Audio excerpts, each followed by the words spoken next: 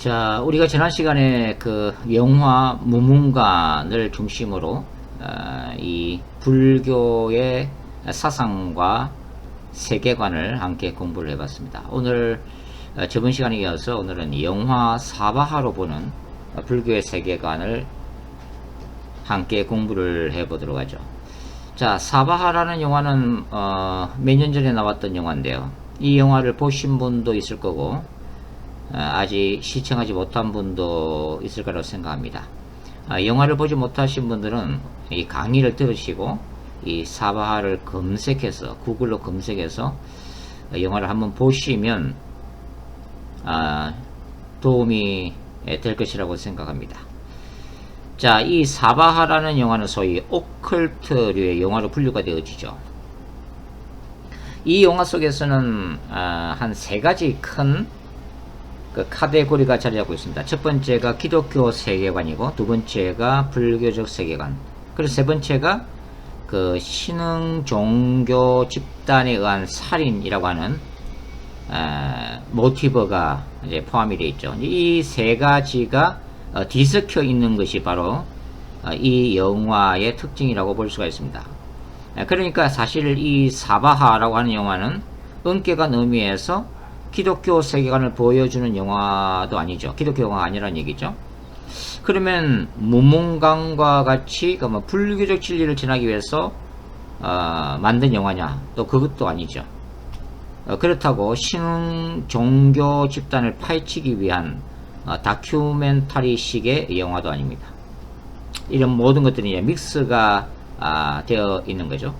굳이 얘기하자면 감독이 이 오컬트 영화 이 사바하를 만든 제작 의도는 이 신흥 종교 살인 집단의 이야기를 통해서 이 기독교 세계관과 불교 세계관이 혼합되어 있는 또 다른 어떤 세계관을 제시를 하고자 했던 게 아닌가, 그렇게 이제 추측이 되어지죠.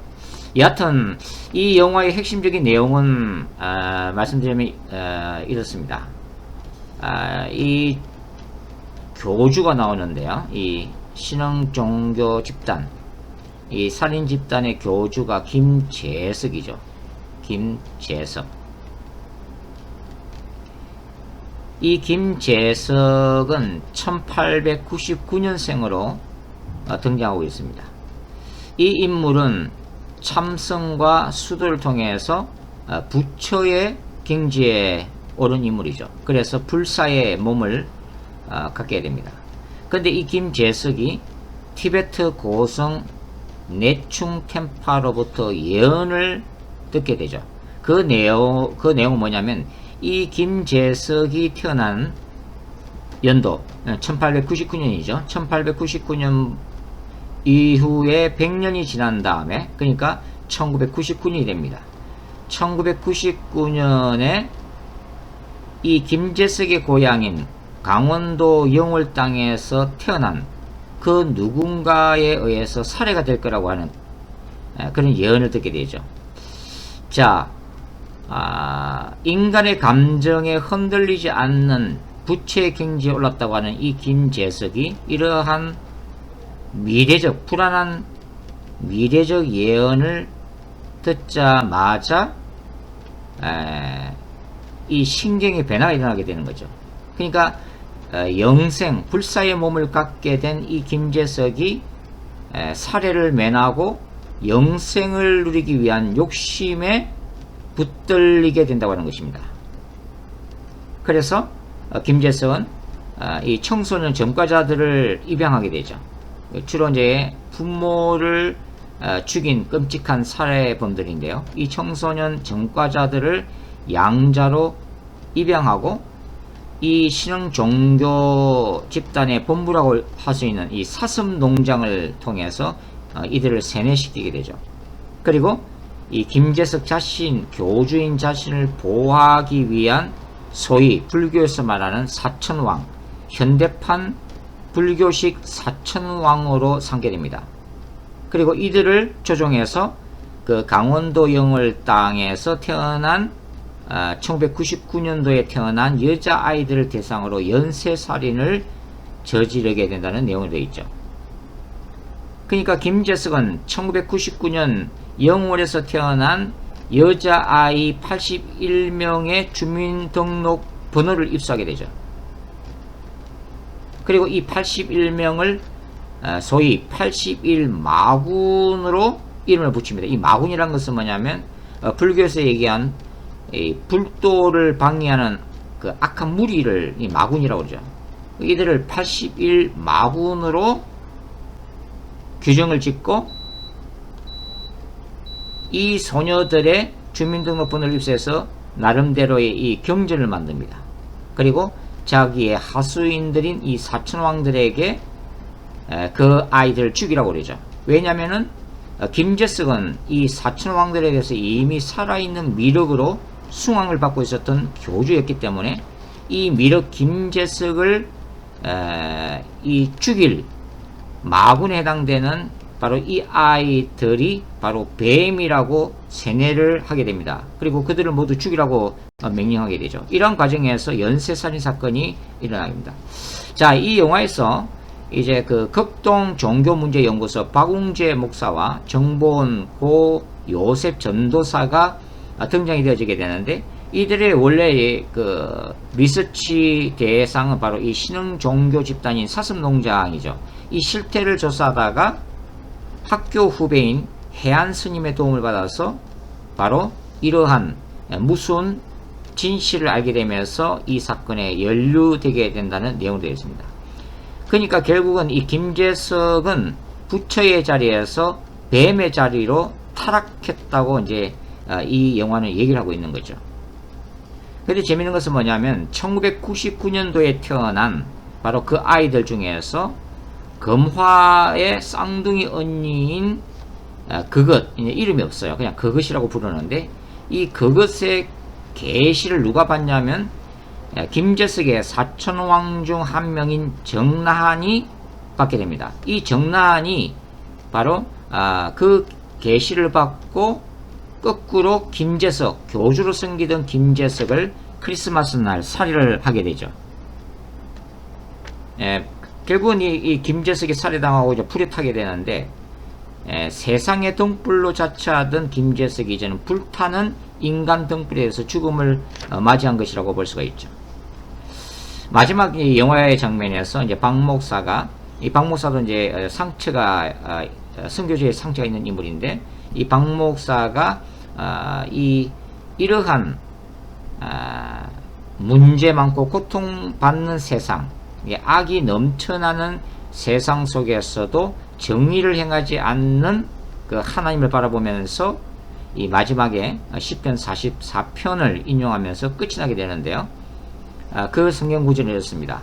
주여 깨소서, 어찌하여 주무시나이까? 일어나시고 우리를 영원히 버리지 마소서. 어찌하여 주의 얼굴을 가리시고 우리의 고난과 압제를 잊으시나이까? 우리 영혼은 진토 속에 파묻히고 우리 몸은 땅에 붙었나이다. 일어나 우리를 도우소서. 주의 인자심으로 말미암아 우리를 구원하소서. 이렇게 이제 영화는 끝이 나게 됩니다. 불교에서 악마는 어떻게 탄생하나? 줄거리 알려줌 사바 해석편. 이 영상에는 작품의 주요 사건과 결말, 반전 등 작품의 모든 스포일러가 포함되어 있습니다. 또한 이 영상에는 알려줌 팀의 주관적 해석이 포함되어 있습니다. 아직 작품을 안 보신 분은 작품 관람 후 이 영상을 재생하시기 바랍니다. 여기 지금으로부터 약 2600여 년 전에 네팔의 눈비니에서 태어난 시타르타 고타마 왕자가 있습니다. 인간의 생로병사를 목격한 뒤 이 4가지 큰 고통을 세상에서 없앨 방법을 찾으려 했던 그는 이를 위해 29살에 출가하여 이후 6년간 고행하다가 마침내 보리수 아래에서 큰 깨달음을 얻었는데요. 고통은 생로병사 포함 총 8가지로 분류할 수 있으며, 이러한 고통으로 이루어진 게 인생이란 걸 알게 된 시타르타는 이 8가지 고통이 생겨난 원인이 욕심과 집착 때문이며, 욕심과 집착을 없애면 고통이 사라져 부처가 될 수 있다는 진리와 이를 위해 8가지 수행법을 실천해야 한다는 사실을 깨달은 것이었습니다. 그렇게 해탈의 즐거움을 홀로 49일 동안 누리던 시타르타는 자신의 깨달음으로 끝없는 윤회 속에서 영원히 고통받는 사람들을 구원하겠다는 결심을 하게 되었고, 부처가 되는 프로세스인 고집멸도 사성제를 기본 교의로 삼는 불교를 만들게 되었는데요. 그 뒤 마침내 법의 바퀴를 굴려 자신의 깨달음을 처음으로 설파한 장소가 바로 녹야원, 우리말로 사슴동산이었고, 이때부터 사람들은 시타르타를 부처, 즉 깨달은 자 또는 눈을 뜬 자라 부르기 시작한 것이었습니다. 흥미로운 사실은 석가모니 부처의 사성제로부터 시작된 불교의 세계관으로 인해 불교인들은 악한 자와 선한 자를 구분할 때 욕심과 집착의 유무로 그 사람을 판단하게 되었다는 것인데요. 따라서 불교에선 악마라도 욕심과 집착을 버리면 그 순간 부처가 될 수 있었으나, 부처라도 욕심과 집착에 사로잡히면 그가 바로 악마라는 개념이 생겨난 것이었습니다. 영화 사바하는 바로 이러한 불교의 세계관을 바탕으로 하여 양손에 각각 6개의 손가락을 가지고 태어난 남자의 이야기를 그리고 있는데요. 1899년에 태어났던 그가 큰 깨달음을 얻게 되면서 마침내 생로병사를 초월한 불로장생의 활불, 즉 살아있는 부처의 경지에 올랐으나 1985년에 티벳의 라마로부터 자신의 죽음에 대한 예언을 전해들은 뒤 이때부터 생에 대한 집착과 욕심에 사로잡혀 악마가 되어버렸다는 내용이 영화의 핵심 줄거리입니다. 장재영 감독은 전작인 검은 사제들에서 선보였던 서양 오컬트 영화들의 클리셰들을 적극 차용하여 이미 익숙한 기독교식 관점으로 관객을 몰아가다가 이와는 반대되는 상징을 가진 불교식 세계관을 등장시켜 관객을 예상치 못한 반전에 빠뜨렸는데요. 그 대표적인 장치가 바로 뱀의 활용이었는데, 영화는 극의 중반까지 순수한 악을 상징하는 기독교식 뱀의 이미지로 관객을 속인 뒤에 후반부에선 좌선에 든 부처님을 몸으로 보호했던 수호자로서의 불교식 뱀 이미지를 가져와 극적 반전을 성공시켰습니다. 한편 두 종교의 서로 다른 선악 개념은 이 두 작품의 스토리라인에도 지대한 영향을 미쳤는데요. 선은 타락하여 악이 될 수 있으나 악은 선이 될 수 없고, 따라서 악은 반드시 응징해야 할 대상이라는 기독교식 세계관의 검은 사제들이 소녀에게 빙의된 악마를 제거해 봄이 난다는 심플한 스토리라인으로 전개된 반면, 욕심을 가지는 순간 악이 만들어지며 따라서 선과 악은 언제든 서로 뒤바뀔 수 있고, 악은 응징의 대상이 아니라 교화와 깨우침의 대상이란 불교식 세계관이 반영된 사바하는 마지막 엔딩씬까지 누가 악마고 누가 부처인지 알 수 없게 만드는 긴장감 넘치는 스토리라인으로 전개되었습니다. 영화 사바하는 아프리카에서 선교 활동 중 이슬람 교도들에게 아내와 딸을 살해당했던 박웅재 목사를 주인공으로 등장시켜 절대적 기준으로 존재해야 할 선악 구분이 종교나 믿음에 따라 상대적으로 정의되어졌을 때 어떤 끔찍한 비극들이 벌어질 수 있는지를 다양한 상징과 의미로 세련되게 보여주었는데요. 첫 관람 시엔 그냥 무서운 오컬트 호러 영화일 뿐이었지만, 재관람 시 그것에 감정이입하게 되어 슬픈 성장 영화를 본 듯한 놀라운 경험을 할 수 있는 영화 사바하는 2019년 2월 20일에 개봉했습니다.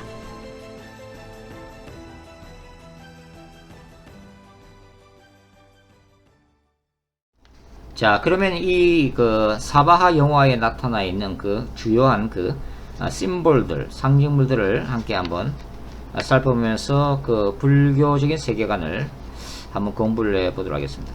자, 이 영화의 줄거리를 형성하는 중요한 모티브가 바로 불교에서 말하는 사천왕의 개념이죠. 자, 이 사천왕의 개념을 이해하기 위해서는 먼저 인도의 설화에 기초한 불교의 수미산 우주관을 아는 것이 필요합니다. 자, 수미산이라는 것은 뭐냐면 불교에서 얘기하는 그 우주의 중심에 있는 산 이름이죠. 가상의 산이죠. 상상의 산입니다. 수미산은. 이 수미산은 불교의 세계관에 있어서 세상의 중심에 솟아있는 세상의 모든 것들을 보여주는, 우주의 모든 것들을 보여주는 산이라고 할 수가 있죠. 자, 이 수미산은 황금과 은, 유리, 수정으로 이루어져 있다고 주장되고 있습니다. 자, 이 수미산의 중턱에 누가 자리 잡고 있어요? 바로 사천왕이 자리 잡고 있죠.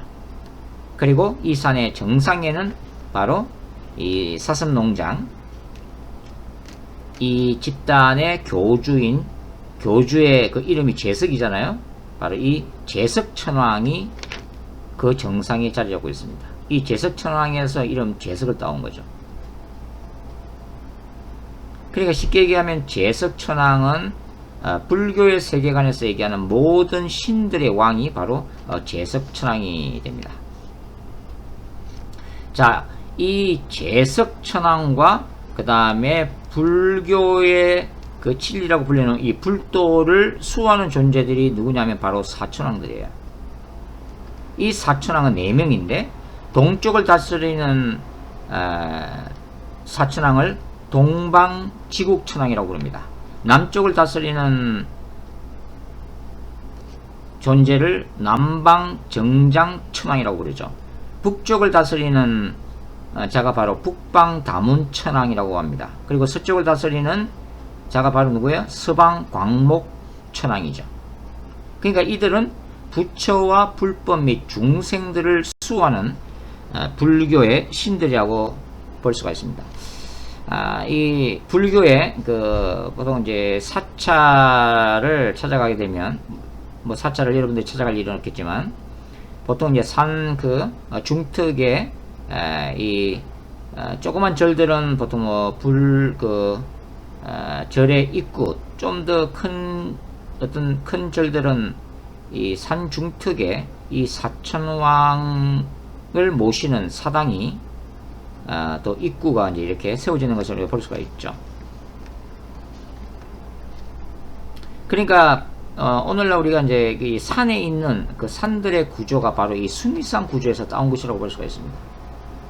그러니까 이 수미산 입구에 해당하는 일주문을 지나서 이제 본당으로 들어가겠는데 일주문을 지나고 그 다음에 수미산 중턱에 해당되는 천왕문을 만나게 되고 그 다음에 더 올라가면은 수미산 정상에 해당되는 부리문을 만나게 되죠. 그리고 그 부리문을 지나면 마침내 그 절간의 정중앙에 위치한 대웅전 부처상을 만나게 됩니다. 보통 이제 절들이 이런 구조로 이제 되어 있어요. 자, 그래서 영화에서는 이 4명의 정과자, 4명의 사천왕이 미륵인 김제석을 보호하기 위해서 여자아이들을 살해하는 사천왕으로서의 사명을 감당하고 있다고 하는 거죠. 그리고 김제석의 고향인 영월을 중심으로 동서남북 네 곳에 4개의 사슴 농장이 위치해 있습니다. 그리고 각 사슴 농장에는 각각의 사천왕을 섬기고 있다고 하는 거죠. 자, 그 다음에 이제 나오는 게 뭐냐면 교주 김제석이 거하고 있는 이 사슴 농장, 바로 녹야원입니다. 녹야원. 녹야원이 이제 사슴 농장이라는 뜻이죠. 이 녹야원 또한 그 불교적인 의미가 강하다고 할 수가 있죠. 이 녹야원 사드나트는 부처가 처음으로 5 수행자들을 대상으로 설법한 장소이기 때문이에요. 불교의 슬라에 따르면 스가모니의 전생은 사슴들을 거느리는 사슴왕이었다고 전해지죠. 그리고 이 영화 속에서 김제석이 이제 코끼리를 키우고 있는데 이 코끼리 또한 불교적 이미지라고 할 수가 있죠. 스가모니 어머니가 누가 그랬어요? 마야 부인. 마야 부인이 태몽 속에서 한 마리 흰 코끼리가 그녀의 허리로 들어오는 꿈을 꿨다고 그랬죠. 그래서 난 아들이 바로 스가모니죠. 스가모니. 근데 이 영화 속에서 보면, 영화를 보면 김제석은 사슴과 코끼리를 총으로 살해하는 장면이 나옵니다. 이것은 이 부처로부터 이 타락했다는 것을 예고를 하죠. 일탈을 예고하고 있습니다. 그리고 이 죽임당한 사슴과 이 코끼리 모습을 통해서 영화는 그의 마지막 최후 그가 어떻게 비참하게 죽게 될 것이라는 그 복순을 깔고 있는 그런 단서라고 이제 볼 수가 있죠. 자, 이 영화 속에서 그 김제석이 티베트 고선 내충템파의 예언을 받았다고 그랬잖아요. 자, 이러한 그 내충템파의 예언 또한 소위 말하는 불교의 연기설의 기초에 있습니다. 무슨 얘기냐면은 이 내충템파가 예언할 때 뭐냐면 이 자연 안의 모든 만물들, 우주의 모든 것들은 하나가 태어나면은 그와 인연을 맺어서 다른 게 태어난다는 거예요. 그것이 바로 연기설입니다. 이것이 있으면 저것이 있고 이것이 매라면 그것이 매란다. 그런 내용이에요. 모든 우주 만물이 서로 밀접하게 인연이 있고 그것이 긴밀하게 연결되어 있다는 의미입니다. 자, 영화 속에서 이 예언자 불교 고성 내충템파는 땅에서 지렁이 한 마리가 태어나면 하늘에서는 그것을 먹이로 삼는 독수리가 태어난다는 식으로 설명하고 있죠. 그러니까 김재석이 부처가 되면 다른 한편에서는 김재석을 대적하고 죽일 뱀이 태어난다는 의미로 우리가 해석을 할 수가 있습니다. 영화에서는 금화의 쌍둥이 언니가 그 역할을 맡고 있죠. 근데 재미있는 사실은 김재석이 미륵이 되고 불로 장생을 향한 집착과 욕망 때문에 타락해 갈 때 귀신으로 태어났다는 이 또 다른 주인공, 그것은 호의로 집착과 욕망을 끊고 15세의 나이에 깨달은 자, 부처가 되고 있다고 하는 사실. 그러니까 영화 속에서 대조를 이루고 있다고 하는 거죠.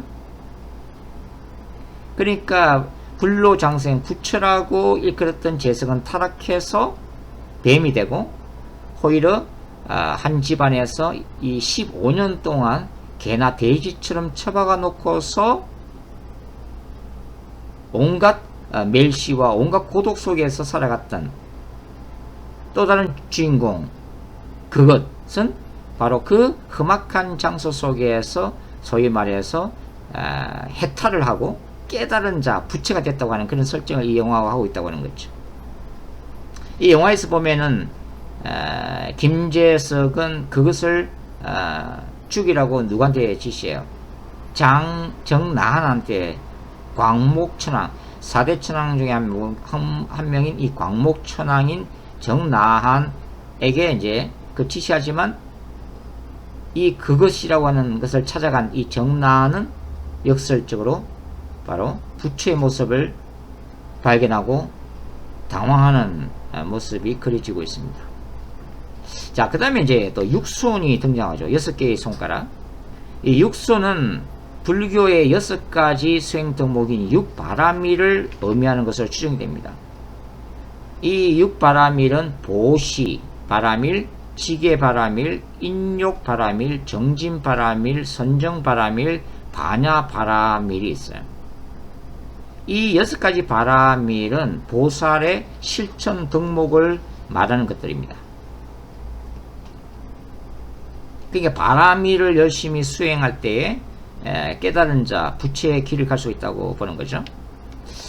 자, 그러니까 이제 불교적 세계관에서는 절대적인 악과 절대적인 선이 존재해요, 안 해요? 존재하지 않습니다. 왜냐면 부처가 뱀이 되고 있기 때문이죠. 그리고 뱀으로 취급받던 그것이 부처가 되고 있다고 하는 거죠.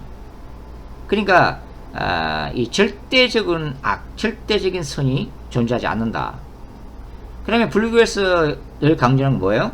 인간의 집착과 욕망만이 존재할 뿐이다. 그러니까 집착과 욕망을 끊으면 해탈한 자, 부처가 되는 것이고, 집착과 욕망에 거하면 그는 아직도 구원받아야 될 중생일 뿐이라는 거예요. 영화에서 정나는 자신들이 사천왕으로서 이 아이들을 죽이는 사명을 다하면 뭐라 믿고 있어요? 다음 세상에서 이제는 신이 되어서 환생할 것을 믿고 있다고 하는 거죠. 이것이 바로 불교와 힌두교가 추구하고 있는 윤회 사상인 것입니다. 이러한 윤회 사상은 돌고 도는 태양의 주기를 인간한테 적용한 것이라고 할 수 있죠. 그리고 인간이 끊임없이 윤회를 거듭하면서 영적으로는 점점 어떻게 된다? 진화된다고 믿고 있는 것입니다. 그리고 이러한 윤회의 고리를 완전히 끊고 자유함을 누리는 해탈이 이런 존재가 누구라고 그랬어요? 바로 깨달은 자, 부처라고 그랬죠. 자, 끝으로 이 영화에서 등장하는 뱀에 대한 상반적 해석인데요. 김재석은 그의 사천왕들을 짐승으로 부르고 그의 대적인 악한 뱀인 여자아이들을 죽이라고 말하죠. 그러나 영화 속에서 뱀은 그것을 보호하는 그것의 수호신으로 등장합니다. 제가 한번 말씀 드렸나요? 부처의 고행하는 부처를 보호하고 있는 7마리의 뱀. 그 뱀은 불교에서는 굉장히 좋게 긍정적인 이미지로 그려지고 있죠. 왜냐하면 뱀이 껍질을 벗기 때문에 불교에서는 이것을 해탈의 의미로 보고 있는 거죠. 그리고 뱀이 바로 스카모니, 부처를 보호하는 7개의 수호신으로 자리 잡고 있기 때문에 불교의 세계관에서는 뱀은 긍정적인 의미로 받아들일 수가 있습니다. 물론 뭐 이게 불교뿐만 아니에요. 이게 용과 뱀은 전 세계에서 숭배를 받았던 파충류 중에 하나죠. 이집트의 그 바로의 왕관을 보시면 그 코브라 형상으로 새겨져 있죠. 이게 뭘 얘기하면 바로를 보하는 수호신이거든요. 그리고 이제 가나안 땅에서는 이 풍요와 다산의 신인 바알신의 상징으로 이 황소가 사용됐을 뿐만 아니라 뱀도 동시에 사용됐다는 것을 보면 알 수가 있죠. 그러니까 뱀이 지혜의 신으로 이제 받아들여지고, 그리고 용 같은 경우는 또 특별히 중국에서는 부와 능력과 축복의 상징으로 숭배를 받고 있습니다. 바로 이런 것들이 사탄이 자신의 흔적들을 전 세계에 흩뿌리고 있다는 것을 우리가 알 수가 있다고 하는 것입니다. 자, 우리가 이 기독교 세계관으로 보면 영화 사바는 그냥 오컬트를 다루는 스릴러 영화일 뿐이죠. 기독교 세계관과 불교적 세계관이 너무나 다르기 때문입니다. 불교의 세계관은 점성술이나 무속세계, 민간신앙, 도교 혼합되어 있어요. 제가 이미 지지난 시간에 말씀드렸다시피 기독교 세계관과 불교 세계관, 너무나 다른 세계관을 지향하고 있다고 하는 것입니다. 저는 이 타 종교 그리고 인본주의 사상 철학에 대해서 그것들이 가지고 있는 선한 측면들, 지혜롭게 인생을 살게 하고 또 우주를 심각하게 또 철학하게 하고 생각하게 하고 하는 어떤 긍정적인 그 영향을 가지고 있다고 생각해요. 그렇기 때문에 우리가 이러한 타 종교나 불교나 이러한 인문학들을 열심히 공부를 해야 돼요. 그러나 제가 말씀드리고 싶은 것은 뭐냐면, 이러한 어떤 불교 철학이나 사상들이 그것이 하나의 우상이 되어서 모든 것들을 그것의 눈으로 바라보기 시작할 때 그것은 말 그대로 인간의 영혼을 지옥으로 끌고 간다고 하는 거예요. 궁극적인 구원자는 오직 한 분 예수 안에 있기 때문입니다. 저는 이제 에덴 동산의 그 중앙에 두 그루 나무를 얘기를 자주 하는데, 두 그루 나무가 뭐예요? 바로 생명나무와 선악을 알게 하는 나무잖아요. 하나님이 이걸 다 만드신 거죠. 그런데 인간이 죄악을 범하면서 이 생명나무와 선악을 알게 하는 나무는 또 다른 어떤 메시지를 가지게 됩니다. 그러니까 생명나무를 추구하는 것은 뭐냐면 오직 예수 안에서 하나님의 나라를 추구하는 하나님의 백성들을 이제 상징하게 된 거고, 선악과 나무는 뭐예요? 스스로 신이 되고자 하는, 선악과를 따먹고 스스로 하나님이 되고자 하는 인본주의의 상징물이 되었다고 하는 것입니다. 성경은 뭘 얘기하고 있어요?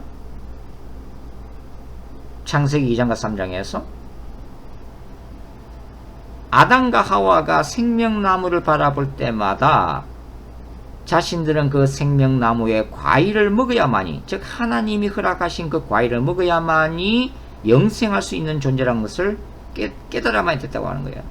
그리고 다른 에덴 동산의 모든 실과는 다 먹어도 단 한 가지, 뭘 먹지 말라, 선악과 나무 먹지 말라, 열매 먹지 말라. 그것은 뭐예요? 아담과 하와 부부에게 뭘 일깨워주는 거예요? 너희가 이 에덴 동산에서 모든 피조물을 다스릴 수 있는 왕과 같은 왕권을 가지고 있지만 너네들에게 단 한 가지 선악과만을 먹지 말라라고 명령하신 창조주가 따로 있다는 것을 기억하라. 그 무슨 얘기예요?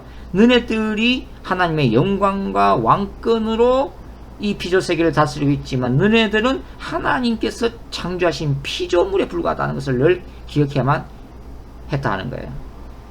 중요한 것은 바로 불교를 비롯한 인본주의 종교는 이 사실을 끊임없이 잊게 만든다는 데 있다고 하는 것입니다.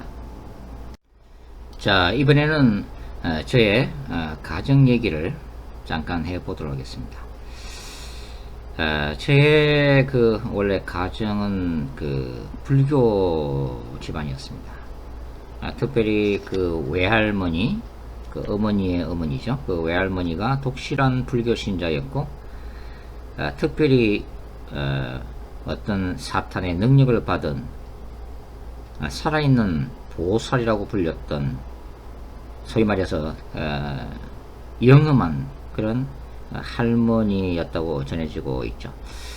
자, 이 외할머니가 그 돌아가시기 직전에 유언을 남겼는데요. 왜냐면 이제 우리 집안에 그 아들이 없었기 때문에 특이한 유언을 남겼습니다. 그 유언이 뭐냐면, 내가 죽어 저승에 가면 부처전에 칠성단을 쌓고 100일 기도를 드리리니 아들이 반드시 태어날 것이다 라는 예언적인 그런 메시지를 남기고 돌아가셨습니다. 그리고 난 다음에 100일이 지나서 제 모친은 소위 말하는 황룡 꿈을 꾸고 제가 태어나게 되었죠. 제가 어린 시절에도 뭐 이 짧은 시간에 다 얘기할 수 없지만 지나가던 그 불교를 믿는 세 분의 그 보살이라고 불리죠. 보통 불교에서는 보살이라고 부르는데 세 분의 여자분들이 죽은 외할머니의 무덤에 촛불을 켜라는 어떤 계시로부터 시작해서 여러 가지 일들이 많았어요. 자, 중요한 것은 뭐냐면 이 부처전에 칠성단을 쌓으라고 이렇게 예언을 남겼는데, 이 칠성단이 뭐냐 하는 것입니다. 자, 이 칠성단은 그 우리 민족의 민속신앙 중에 나오는 거죠. 그러니까 예전에 여러분들이 그 사극 등을 보면은 왜 할머니들이 찬물, 정한수라고 그러죠. 찬물을 떠놓고 천지신명에게 자손을 위해서 비는 그런 장면이 나오죠. 그리고 시골 같은 데 가면은 소위 이제 칠성각이, 우리가 보통 성황당이라고도 부르는데 칠성각이 세워지는 것을 볼 수가 있습니다. 그리고 사실 이제 이 불교에서도 그 절에 대웅전 뒤쪽으로 돌아가면은 소위 이제 그 산신각이 있고, 거기에 보면은 보통 호랑이를 타고 있는 산신령의 그림이 그려져 있거나, 또는 이 치성광 열애불을 섬기는 그런 어떤 그 산신각이 이렇게 따로 셋업되어 있는 것을 볼 수도 있죠. 때로는 이 그 대웅전에도 이 치성광 열애불을 안치하는 경우도 있습니다. 자, 이 치성광 열애불을 그린 그 그림을 보시면 정중앙에 이제 그려진 보살이 바로 치성광 열애불이죠. 치성광 열애불입니다. 치성광 열애불이고, 그 밑에 좌우에 두 명의 보살 그림이 있는데, 한 사람은 바로 태양신을 상징하는 월광보살이고, 또 다른 사람은 달신을 상징하는 일광보살입니다. 그러니까 이 치성광 열애불이 뭐냐면 바로 하늘에 떠 있는 북극성을 상징하는 거죠. 그리고 그 주위에 7명의 또 보살들이 이렇게 그 둘러싸고 있는 모습이 있는데, 바로 북두칠성이 바로 신격화된 것을 알 수가 있습니다. 그러니까 이런 사상은 바로 점성술과도 사실은 연관이 되었다는 것을 알 수가 있죠. 이 불교에서 이 치성광 열애불은 빛을 관장하는 창조주로서 숭배를 받는 비로자나불의 화신으로 알려져 있습니다. 그리고 이 치성광 열애불은 민간신앙, 칠성신앙에서는 이 또 자녀를 낳게 해준다고 하는 그런 전설이 있는 그런 보살이죠. 이 칠성신앙에서는 인간이 죽으면 다 북두칠성으로 돌아간다고 믿고 있죠. 왜냐하면 인간의 존재가 북두칠성의 전기를 타고 태어났다고 보기 때문이죠. 자, 이런 것들이 이제 모든 종교의 공통적인 분모를 이제 가지게 되는데, 이 치성광 열애불은 또 이제 정산도에서는 옥황상제라고 또 불리우고, 또 불교에서는 이 인류의 메시아로 미래의 재림할 미륵보살로도 또 다 연결이 되고 있다는 것을 우리가 알 수가 있죠. 바로 이게 사탄은 바로 이 월광보살과 일광보살의 이런 존재를 통해서 뭘 보여주고 있는 거예요? 바로 태양신 숭배 사상을 보여주고 있죠. 월광보살은 태양신이 이게 동향화된 바로 존재가 월광보살이죠. 달신을 상징하는 이 일광보살도 마찬가지고요. 자, 달신으로 유명한 게 바로 이슬람교죠. 이슬람교는 원래 달신을 섬겼던 종교죠. 그래서 이슬람의 상징을 보면은 초생달이 그려져 있는 것을 우리가 볼 수가 있습니다. 태양신 숭배 사상은 제가 언젠가 한번 언급한 적이 있죠. 고대 바벨론에서는 바로 니물롯과 아들 담무즈가 바로 태양신으로 숭배를 받았죠. 이 태양신은 또한 마루둑이라는 이름으로도 유명한 그런 신입니다. 이런 그 태양신이 이집트에 가서는 태양신 라와 그의 아들 호루스로 또 전해지죠. 이 호루스를 나타내는 외눈깔, 이 전시안이라고 그러죠. 이 외눈은 일루미나티의 상징이면서 UAG 운동의 상징이 되게 됩니다. 그리고 팔레스틴으로 흘러 들어가서 뭐가 됐다고 그랬죠? 바로 태양신 바알이 됐다고 그랬죠. 카톨릭 천주교로 들어오면은 이 여신 세미라미스와 아들 담무즈의 모자 사상이 바로 성모 마리아와 아기 예수의 그 동상으로 자리를 잡게 됩니다. 북한에도 태양절이 있고 태양궁전이 있죠. 일본이 또 태양신인 천황을 숭배하면서 또 일장계 상징이 뭐야? 태양을 상징하고 있는 거죠. 그러니까 태양 숭배 사상이 얼마나 전 세계적으로 광범위한가를 알 수가 있습니다. 이러한 태양의 순환 주기가 바로 점성술과 추역을 만들었고 사주팔자, 그래서 순환론적 세계관을 형성하게 됐다고 이미 말씀을 드렸고, 그 다음에 윤회 사상을 만들게 됐다는 것을 말씀을 드렸습니다. 자, 외할머니가 이게 내가 죽어 저승에 가면 부처전에 칠성단을 쌓고 100일 기도를 드리니 아들이 반드시 태어날 것이다 해서 이제 아들이 태어났잖아요. 그러면은 사탄이 새 생명을 주는 것입니까? 아니라고 하는 것입니다. 생명을 주관하시는 이는 오직 하나님이시죠. 다만 사탄은 인간보다 더 탁월한 존재로서 모든 영계의 비밀들을 너무나도 잘 알고 있다고 하는 거죠. 그러니까 하나님이 이 세상에 저를 태어나게 하시지만 그 정보를 캐치한 사탄이 그의 여종인 외할머니의 계시를 준 거예요.